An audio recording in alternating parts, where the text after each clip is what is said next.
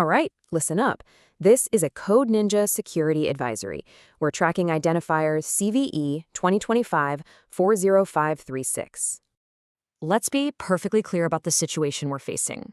Active exploitation is confirmed. The window for wait and see has officially closed. If your SolarWinds Web Help Desk is exposed to the internet and it is unpatched, you must assume you have been compromised. Okay, let's get straight to it. Here's our briefing protocol. First up, we're confirming the threat. Then, we'll establish a secure comms channel. That part's crucial. After that, we'll do a deep dive on the exploit itself. And finally, I'll give you your direct orders for mitigation. All right, Phase 1. This is your executive threat summary. The key takeaway? We have confirmed active exploitation in the wild. This is not a drill. Okay, let's break down the data. Threat level, critical. We're talking a 9.8 out of 10 on the CVSS scale. And I want to be crystal clear, this isn't some theoretical vulnerability.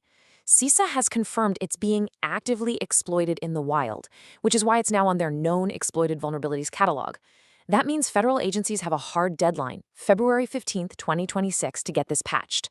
For them, it's a binding order. For you, consider it your final warning. Moving on to Phase 2. Before we go any further, we need to establish a secure intelligence channel. This is standard protocol, and it's non-negotiable. Look, this is absolutely critical for our collective defense. So 3 simple steps. 1, subscribe. You need these real-time intel updates. This isn't about growing a channel, it's a security requirement. 2, hit like. Think of it as a digital handshake, a formal acknowledgement that you've received this advisory. And 3, comment with your status. Just 2 words, patched or vulnerable. This helps us gauge the blast radius in real time. All right, comms check complete. Now for Phase 3, the deep dive. We're going to dissect the anatomy of this authentication bypass. So, what are we dealing with at its core? The root cause is CWE-693, a protection mechanism failure. Now, what does that actually mean? It means a fundamental security control, in this case authentication, is just broken. It's not implemented correctly. The analogy is perfect. Imagine a bank vault, but the lock is so poorly designed you don't need to pick it, you can just push the door open. That's exactly what attackers are doing right now. Now, this is important, so pay close attention. There's a major discrepancy in the scoring. NIST rates this a 9.8 critical, and they state the attack complexity is low. The vendor, however, initially rated it an 8.1 high, claiming the complexity was high. When we see a conflict like this, our protocol is to always trust the independent, more severe rating. The NIST score is telling us the truth here. The barrier to entry for an attacker is dangerously low, no matter what the initial vendor report said. Let's just let that sink in. 9.8 out of a possible 10.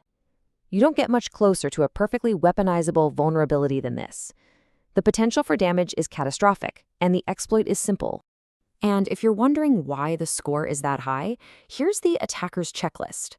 Attack vector? Network. That means it's remote. Privileges required? None. User interaction needed? Nope, none. Authentication? Not required. This is a pre-auth vulnerability, which is pretty much the most dangerous class of threat you can have on any system that touches the internet.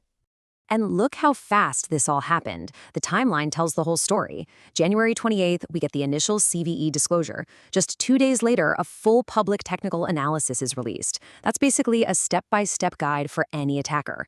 By February 12th, CISA is already confirming it's being exploited in the wild. And that brings us to the federal deadline. We're talking less than 2 weeks from disclosure to full-blown, confirmed weaponization. The window to act was incredibly small. Okay, that brings us to the final and, frankly, the most important phase of this briefing. These are your directives, your immediate mitigation steps. Consider these your orders. Your primary directive is simple, and it is non-negotiable. You must upgrade to SolarWinds Web Help Desk version 2026.1 or later, period. That is the only true kill switch for this vulnerability. Now, if for some reason you cannot patch this very second, your emergency fallback is to get it off the public internet. Restrict all network access to trusted IPs only. As a third layer, for defense in depth, get a web application firewall, or WAF, in front of it with rules specifically designed to block these kinds of bypass attempts. For all of you spinning up your incident response teams right now, here's what you're hunting for. These are your indicators of compromise. Number 1, look for any unusual access to admin endpoints, specifically from sessions that are unauthenticated. 2. Scour your logs. You're looking for any access to protected resources where there are no valid credentials. And 3. Audit your systems for any unexpected changes to help desk configs or user permissions. The attackers won't be subtle. So I'm going to ask you a direct question. Have you personally reviewed your access logs for signs of compromise? If the answer is no, or I'm not sure, that becomes your #1 priority the second you finish patching. You must operate under the assumption of compromise until you can prove otherwise. You know, we operate under the principle of coordinated vulnerability disclosure for a very simple reason: to close this exact gap. The one between a vulnerability being discovered and it being fixed before the bad guys can exploit it. It's a race, and your security depends on us helping you win it. That concludes this advisory. Stay secure.